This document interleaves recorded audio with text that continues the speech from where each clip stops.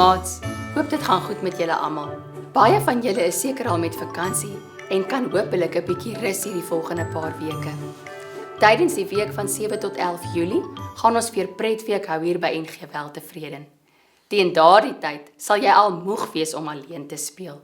Laat mamma of pappa vir jou inskryf, dan kom speel jy lekker saam met ons. Hier gaan lekker baie maats vir jou wees. Voordat ons vanoggend uit die Bybel lees, kom ons kyk gou weer na die tydlyn van die Bybel, sodat ons lekker kan verstaan waar die storie wat ons vandag gaan lees inpas. Ons het al voorheen gesels dat die Bybel 'n geskiedenisboek is en dat dit stories van mense vertel. Die Bybel bestaan uit 2 hoofdele, die Ou Testament en die Nuwe Testament. In die Ou Testament lees ons heel aan die begin in Genesis van die skepingsverhaal en die daaropvolgende tydperk tot Josef homself in die beloofde land bevind. Ons lees dan van die reistog vanaf Egipte tot in die beloofde land. Daarna van die volk se vele konings, sommiges wat die Here gedien het en ander wat glad nie gehoorsaam was aan God nie. En dan verdeel die volk, die 12 stamme van Israel in 2 en 'n ballingskapperiode volg. Die Nuwe Testament begin natuurlik met die 4 evangelies waar ons van Jesus se lewe op aarde lees, gevolg deur boeke wat geskryf is aan die bekeerde Christene oor hoe God se kerk behoort te lyk. Die Nuwe Testament sluit dan af met Openbaring, 'n beskrywing van God se nuwe skepping. Ons staan stil vandag in die boek Jesaja. Nou, Jesaja was 'n profeet terwyl die volk in ballingskap was. Nou, wat beteken ballingskap? Dit beteken die volk was verban uit hulle eie land en was na 'n ander land toe weggevoer, waar dit sommer baie sleg met hulle gegaan het. Hulle was onderdruk en was nie toegelaat om vir hulle self op te staan nie. Maar voordat ons na hierdie storie luister, kom ons sing eers lekker saam. I reach up high, I touch the ground, I stamp my feet and I turn around. I love to praise the Lord. I jump and dance with all my might, though I look funny, that's alright. I love to praise the Lord. I'll do anything just for my God, 'cause He's done everything for me. It doesn't matter who is looking on, Jesus is the person that I want to please. I reach up high, I touch the ground, I stamp my feet and I turn around. I love to praise the Lord. I jump and dance with all my might, though I look funny, that's alright. I love to praise the Lord.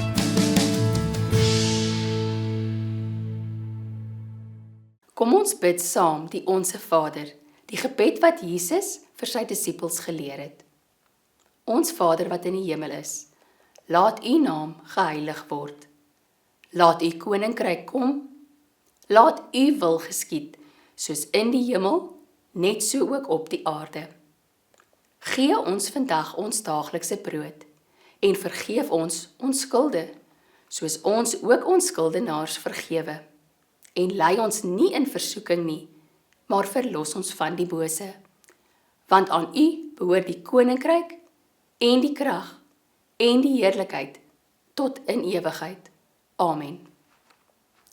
Kom ons lees saam vandag se stukkie uit die Bybel uit die boodskapvertaling in Jesaja hoofstuk 11 vanaf vers 1 tot 9. 'n Nuwe skepping kom.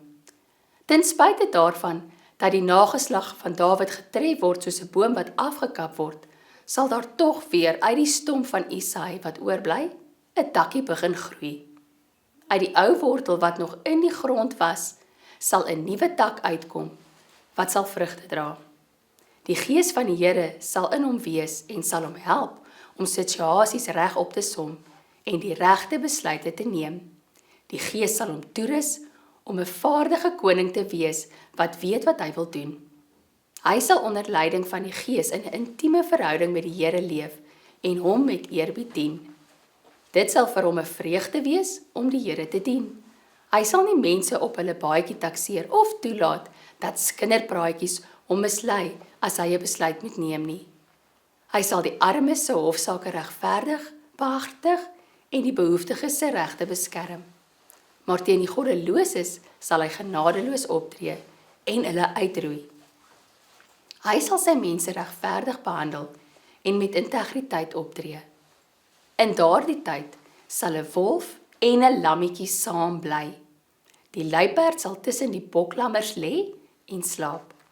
Kalwers en vetgevoerde beeste sal loop en wei, terwyl die leeu's tussen hulle rondloop. En klein kindertjies sal hulle oppas. Koeie en beere sal saam wei, terwyl hulle kleintjies bymekaar lê. In die tyd sal leeu's net soos beeste van gras leef. Babas sal by die gate van giftige slange kan speel, en al sou 'n klein kindjie uit nuuskierigheid sy hand in die gat steek, waarin daar 'n giftige slang is, sal hy niks oorkom nie. In God se nuwe wêreld sal daar nie meer misdaad en korrupsie wees nie, want net so vol as wat die see met water is, so vol sal die aarde wees met kennis van die Here se wil. Nou vra julle miskien, wie was Jesaja gewees?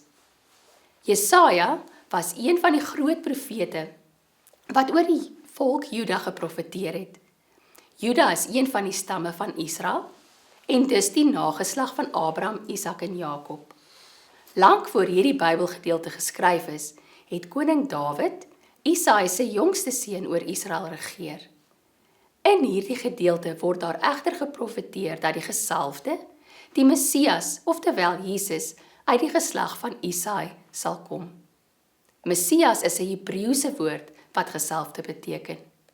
Christus is die Griekse ekwivalent van die woord Messias. En hierdie gesalfde, Jesus, sal nuwe hoop bring en die verhouding tussen God en mense herstel. So wie was hierdie Messias? Wie is die takkie wat sal spruit uit die stam Isaia? Kyk ons na die Nuwe Testament, sien ons dat Jesus die een uit die geslag van Dawid is. Waar speel hierdie verhaal af wat Jesaja vertel? Hierdie teksgedeelte speel af in Juda in die suidryk van Israel nadat die volk in twee opgedeel het. Juda was 'n klein volk te midde van verskeie groter, sterker volke gewees. Hierdie hoofstuk is soos 'n gedig geskryf en dra 'n boodskap van hoop. Die res van die hoofstuk verkondig dieselfde boodskap, net vanuit 'n ander hoek. Die teks is nie 'n toekomsvoorspelling nie, maar eerder 'n profesie. Dit skep 'n beeld van hoe die wêreld kan wees wanneer ons onder leiding van Jesus leef. Wanneer Jesus eendag kom, sal die wêreld heeltemal anders wees as wat ons dit ken. Die profeet gebruik metafore om dit te verduidelik. Wolwe en skape bly saam, luiperde en bokkies lê saam, babas speel by adders se gate. Dit wil sê goedheid, regverdigheid en liefde sal heers. Mense sal in vrede met mekaar leef. Leiers sal nie hulle mag misbruik nie, maar hulle mag juis gebruik om mense te dien. Wanneer sal dit gebeur? Wanneer die Messias eendag kom en mense volgens sy wil leef. Dit klink darem maar wonderlik, né? Die diere waarvan hulle in hierdie gedeelte praat, is mos nie diere wat eintlik oor die weg kom met mekaar nie. Nou maats, wat kan ek en jy doen terwyl ons wag op die terugkoms van Jesus? Hoe kan ons 'n stukkie van God se koninkryk juis nou al uitleef? As ons so om ons kyk, sien 'n mens oral die konflik, die bekleierery tussen mense raak.